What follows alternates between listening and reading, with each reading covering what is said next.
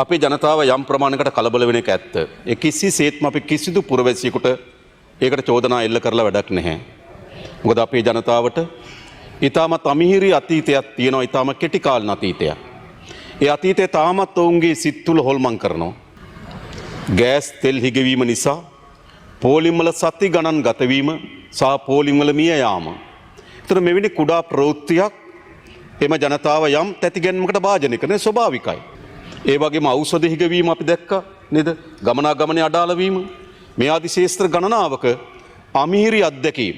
අමිහිරි කියනවට වඩා ඇත්තටම ඛේදවාචකයක්. මීට අවුරුදු 2-3කට කලින් අපේ රට මුහුණ දුන්නා. ඒ නිසා අර සාමාන්‍යයෙන් ගිනි පැනල්ලෙන් බැට කාපු මිනිහා කණාමැදිරි එළියටත් බයයි වගේ කුඩා චලනයකටත් අපේ සමාජයේ තැතිගැන්මකට භාජනය වෙනවා. ඒ අපිට පිළිගත හැකියි. හැබැයි අපිට වාක්‍ය වලින් කරුණු වලින් පමණක් සමාජ ස්ථාවරභාවයකට ගේන්න බෑ. සමාජ ස්ථාවරභාවයට ගෙන හැකි වන්නේ ප්‍රායෝගිකව වුන් අර්බුදයකට මුහුණ නොදනවා යයි කියලා සහතික කිරීමෙන් පමණයි. දැන්ට තියෙන තත්ත්වය අපි කාටත් විග්‍රහ කරගන්න පුළුවන්. හැබැයි මොයක මොන තත්ත්වය දක්වා වර්ධනය වේවිද කියන එක පිළිබඳව අපි කාටත් තිබෙන්නේ අවිනිශ්චිත ස්වභාවයක්. ඒක අපි තේරුම් ගන්න ඕනකම තිබෙනවා.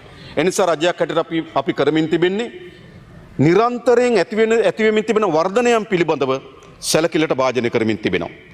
මහ බැංකුව ශ්‍රී ලංකා මහ බැංකුව අද මේ තියෙන තත්ත්වයන් පිළිබඳව සමාලෝචනය කරලා අපේ ආර්ථිකයට ඇතිවිය හැකි බලපෑම පිළිබඳව සමාලෝචන වාර්තාවක් හෙට දිනේ අපිට ලබා දෙන්න අද හවස හෝ හෙට උදේ වෙනකොට මට එතන වාර්තාව ලබා ගන්න පුළුවන්. ඒත් අපේ මූල්‍ය ශේෂ්ත්‍රය ඇති වෙන බලපෑම් පිළිබඳව අපිට යම් විවරණයක් ඒ තුලින් ලබා ගන්න පුළුවන්. ඒ වගේ මුදල් අමාත්‍යාංශ ලෙස අපි අපේ ජන ජීවිතේ පවත්වාගෙන යාමේදී ආර්ථික බලපෑම් මොනවද? මේ තියෙන තත්ත්වය සහ විහැකි විනාශකාරීම තත්ත්වය ගැන උපකල්පනය කරොත් ඒවට අවශ්‍ය වාර්තාවක් අපි සකස් කරමින් තිබෙනවා. ඒ වගේම අපේ විදේශ සේවා නියුක්ත කාර්යාංශය, විදේශ අමාත්‍යාංශය, අපේ විදේශගත ශ්‍රී ලාංකිකයන් මේ තත්ත්වයේදී මුහුණ දිය හැකි අර්බුදයන් පිළිබඳ සැලකිල්ලක් කරලා ඒකට අවශ්‍ය න්‍යාය පත්‍රයක් සකස් කිරීම සඳහා දැන් කටයුතු කරමින් තිබෙනවා. ඊළඟ තමයි අපේ ජනතාවගේ අත්‍යවශ්‍ය සේවාවන් සහ පහසුකම් සැපීමේ වගකීම. ඒක ආණ්ඩුවක් හැටියට බාරගත යුතුයි. අර්බුද එනවා. ඒ අර්බුදයන්ට තනි පුරවැසියන්ට ඒ අර්බුදයෙන් මිදීම සඳහා තියෙන වැඩ කොටස ඉතා සීමිතයි. ආණ්ඩුව, පාර්ලිමේන්තුව අපි සියලු දෙනා සහ ජනතාව එකට එක අරමුණක් සහ වැඩ පිළිවෙලකට අනුව මේකට මුහුණ දිය යුතුයි කියන එක තමයි අපගේ යෝජනාව. මම එකින් එක ඔබට කියන්නම් මතුවිය හැකි තත්ත්වයන් පිළිබඳ. එකක් තෙල් පිළිබඳ ප්‍රශ්නේ. දැන් ප්‍රධාන වශයෙන් මම දැක්කා පෝලිම් අද මම වාර්තාවක් හඳුවට පස්සේ යම් ප්‍රමාණයකට අඩු වෙමින් තිබෙනවා. අපි තවත් විශ්වාසය තහවුරු කරත් මම හිතන මේක ගෙවිලා යාවි කියලා. කෙසේවත් මම පැහැදිලි කරන්නම්. අපිට ප්‍රධාන ප්‍රශ්නේ තමයි අපේ ගබඩාවල තිබෙන ධාරිතාව. ඒතර අපේ ගබඩාවල තිබෙන ධාරිතාව අපිට මාස 2-3 තෙල් ගබඩා කිරීම සඳහා ප්‍රමාණවත් වන ධාරිතාවක් අපේ ගබඩාවල නැහැ. ඒතර අපේ ගබඩා හැම විටම කරන දේ මොකද්ද? ඊළඟ නැව එනකොට ඒ නැවේ තෙල් ගබඩා කර ගැනීම ඒ නැවේ තිබෙන තෙල් ගබඩා කර ගැනීම සඳහා අවශ්‍ය වෙන විදිහට ගබඩා හිස් කරමින් තියෙන්නත් ඕන. ගබඩා පුරවගෙනම ඉන්න බෑ. ඒ කියන්නේ ආසන්න වශයෙන් ගත්තොත් අපිට ත්‍රිකුණාමලයේ තියෙන IOC ගබඩා ටික අත්තරියොත් අපිට කොළොන්නාව සහ මුතුරාජවල මුළු ගබඩා සංකීර්ණ ධාරිතාව තියෙන්නේ 1,50,000ක් පමණ. හැබැයි අපිට 1,50,000ම තියාගෙන ඉන්න බෑ. ඊළඟ නැව එනකොට ඒ නැවේ ධාරිතාව හිස් කරලා තියාගන්න ඕන. එහෙම නැත්නම් කවුරු හරි කිව්වොත් මේ 1,50,000ම තියාගන්න කියලා ඊළඟ නැව આવොත් මොකද කරන්නේ? ඒ නිසා නැව් වෙන පිළිවෙලට ගබඩා හිස් කිරීමේ සැලැස්මක් එක්ක තමයි අපි ඉන්නේ. ඒ අනුව ගත්තොත් 1,50,000න් 1,03,000ක් ගබඩා පිරලා තිබුණා. ඒ වගේම අපේ දෛනිකව පිරිපහදුවෙන් මෙට්‍රික් ටන් 1,800ක් අපිට සපේනවා. ඒතර මෙට්‍රික් ටන් 1,800ටත් අපි පිරිපහදුවෙන් ඉන්නවට ගබඩා පාසුකම් ටික අපි සකස් කරගන්න ඕන. ඒ නිසා මම හිතන්නේ ඉතාමත් හොඳින් මේ තිබෙන ගබඩා වලට අනුරූපී වන පරිදි සැලැස්මක අපි හිටියා. ඒ අනුව මම හිතන්නේ අපිට දින 33කට අවශ්‍ය වෙන ඩීසල් ප්‍රමාණයක් තියෙනවා. දින 33කට. අපේ පෙට්‍රල් වල මුළු ගබඩා ධාරිතාව මෙට්‍රික් ටන් 1,61,87යි. ඒකේ මේ අර්බුදය මතුවෙනකොට 1,36,270ක ගබඩා ධාරිතාවක් තිබුණා.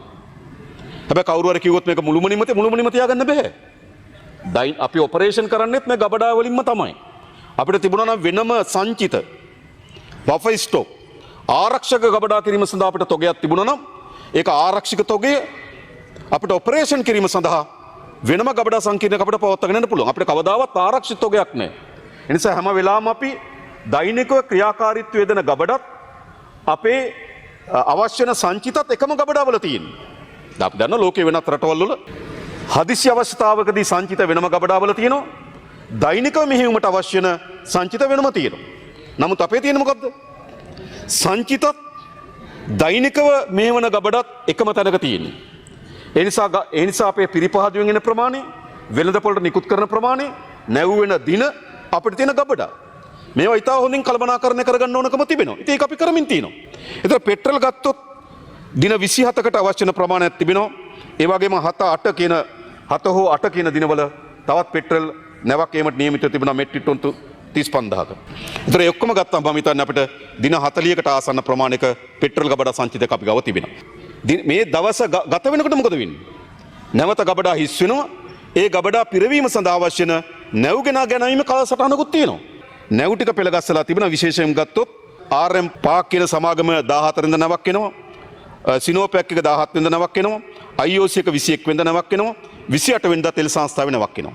ඊළඟ ප්‍රධාන වශයෙන් ගත්තොත් පිරිපහදුව. තෙල් පිරිපහදුවට අවශ්‍යයි අපිට බොර තෙල් අවශ්‍යයි.